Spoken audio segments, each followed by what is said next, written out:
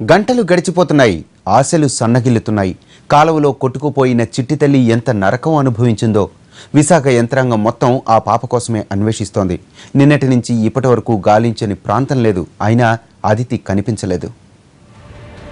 గురువారం సాయంత్రం 6 గంటల సమయం. విశాఖలో జోరుగా వాన కురుస్తోంది. కృష్ణా కాలేజ్ ఏరియాలో కాలువలు పొంగి పొర్లుతున్నాయి. సీతమ్మధారకు చెందిన 6 ఏళ్ల అదితి టింపనీ స్కూల్లో 1వ తరగతి చదువుతోంది. కృష్ణా కాలేజ్ సమీపంలో రోజు ట్యూషన్కు వెళ్తుంది. నిన్న కూడా ట్యూషన్ అయిపోయిన తర్వాత ఇంటికి వెళ్లేందుకు బయటకొచ్చింది. అప్పటికే భారీ వర్షం కురుస్తోంది. చిన్నారిని తీసుకెళ్లడానికి కారు కూడా వచ్చింది. కానీ ఇంతలోనే ఊహించని ప్రమాదం. కాలువ దాటి కారు ఎక్కపోతోందనగా ఏమరపాటులో చిన్నారి కింద పడిపోయింది. మురుగు కాలువలో కొట్టుకుపోయింది.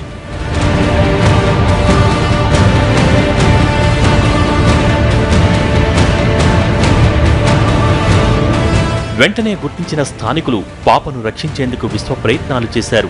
కాలువ వెంబడి వెతికారు. అయినా లాభం లేకపోయింది. పోలీసులకు, కార్పొరేషన్ అధికారులకు సమాచారం ఇవ్వడంతో అధికారులు రంగంలోకి దిగారు.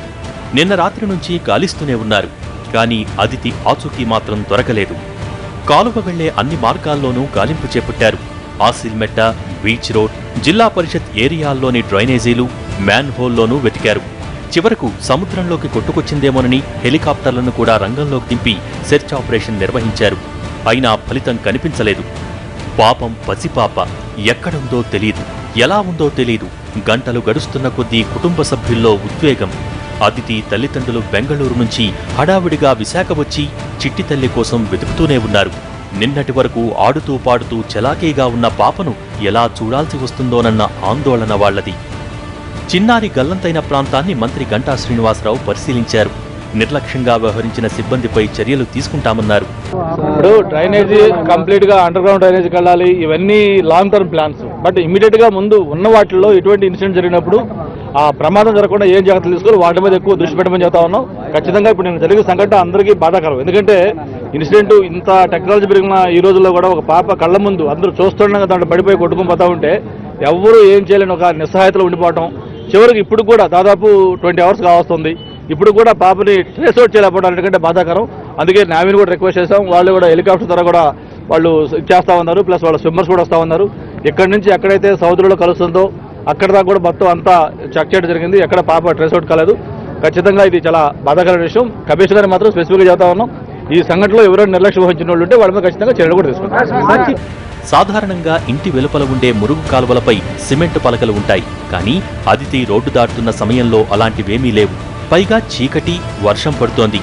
మురుగు కాలువపై అడ్డుగా ఏదైనా ఉండి ఉంటే అదితికి ఈ దుస్థితి వచ్చేది కాదు. ఎవరిదో నిర్లక్ష్యం చిన్నారి ప్రాణాల మీదకు తెచ్చింది.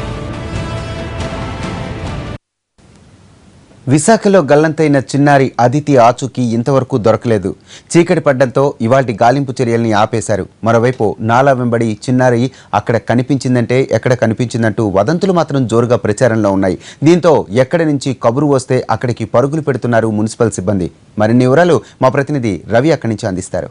చిన్నారి అతిథి మిస్ అయ్యి ఇప్పటికీ 26 గంటలు దాటిపోయింది. ఆమె ఎక్కడ ఉంది, ఎలా ఉంది అనే దాని మీద నగర ప్రజలతో పాటు అధికారులందరూ కూడా కళ్ళలో ఒత్తులేసుకొని గాలిస్తున్నారు. ఎక్కడ ఏ చిన్న సమాచారం వచ్చినా వదిలిపెట్టడం లేదు. ఒకవైపు జీఎంసీ రాత్రిపూట కావడంతో రెస్క్యూ ఆపరేషన్ నిలిపేసింది. కానీ పోలీసు యంత్రాంగం మాత్రం పూర్తి అప్రమత్తంగా ఎప్పటికప్పుడు ఏ నాళాల దగ్గర ఎలాంటి సమాచారం వచ్చినా పూర్తిగా అన్వేషిస్తున్న పరిస్థితి మనకు కనబడుతుంది. ప్రస్తుతం నేను ఎంఈపీ కాలనీలో ఉన్న ఒక నాలా దగ్గర ఉన్నాను. ఇక్కడ ఒక డెడ్ బాడీ ఉందన్న సమాచారం పోలీసులకు రావడంతో పాటు అటు స్థానికంగా ప్రజలు కూడా పెద్ద ఎత్తున ఈ ప్రాంతానికి వచ్చి ఏం జరిగిందని ఆతృతగా ఎదురు చూస్తున్న పరిస్థితి. అతిథికి సంబంధించిన ఎలాంటి సమాచారం వచ్చినా కూడా తెలుసుకోవడానికి ఒకవైపు ప్రజలు ఆసక్తిగా ఉన్నారు. మరోవైపు పోలీసు అధికారులు కూడా పూర్తిగా అప్రమత్తమై ఉన్నారు. ఎప్పుడు ఎలాంటి సమాచారం వస్తుందన్న ఆతృత వాళ్ళలో కూడా కనబడుతోంది. మరోవైపు రెస్క్యూ ఆపరేషన్స్ అయితే ఉదయం నుంచి జరిగినాయి. కానీ చీకటి పడడంతో జీవీఎంసీ రెస్క్యూ ఆపరేషన్ నిలిపేసింది. ప్రస్తుతం మన దగ్గర ఎస్ఐ గారు చెప్పండి, ఎట్లాంటి సమాచారం మీకు వస్తుంది? ఎక్కడైనా అతిథికి సంబంధించిన ఆచూకీ దొరికినట్టు ఏమైనా ఉందా? పబ్లిక్ నుండి ఇన్ఫర్మేషన్ స్ప్రెడ్ అయింది. ఇప్పుడు సెక్టర్ 7లో ట్రేసింగ్ అని ఆ సమాచారం మేరకు ఒకసారి సమాచారాన్ని కన్ఫర్మ్ చేసుకోవాలనే ఉద్దేశంతో ఏ చిన్న సమాచారం వచ్చినా కన్ఫర్మ్ చేసుకోవాలి, బాడీ ట్రేస్ చేయాలనే ఉద్దేశంతో ఇక్కడ స్పాట్కి వచ్చాం. ప్రస్తుతానికి అయితే అమ్మాయి బాడీ ట్రేస్ కాలేదు. ఇంకా సెట్ చేస్తూనే ఉన్నాం. ఇంకా ఫర్దర్గా ఏమైనా ఉంటే ఇన్ఫర్మేషన్తో ఖచ్చితంగా తెలియజేస్తాం. ఒకవైపు పోలీసులకు సంబంధించినంత వరకు పూర్తిగా నిరంతరం ఇదే పనిలో ఉన్నారు.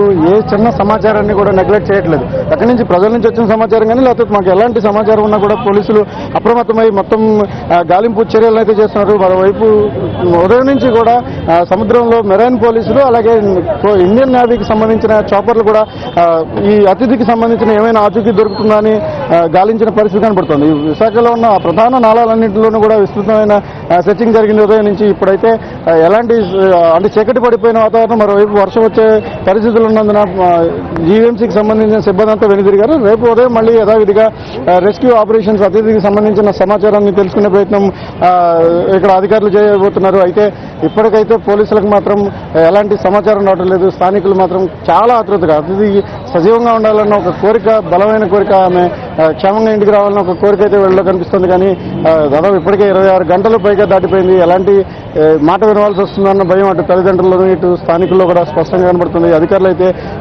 దాదాపుగా భారవెక్కిన గుండెలతో ఏ సమాచారం వచ్చినా కూడా పరుగులు తీస్తున్నారు. అక్కడికి వెళ్ళి ఏం జరిగిందో తెలుసుకునే ప్రయత్నం అయితే చేస్తున్నారు. కెమెరామెన్ శివతో రవిచంద్ర, ఎన్టీవీ, విశాఖపట్నం.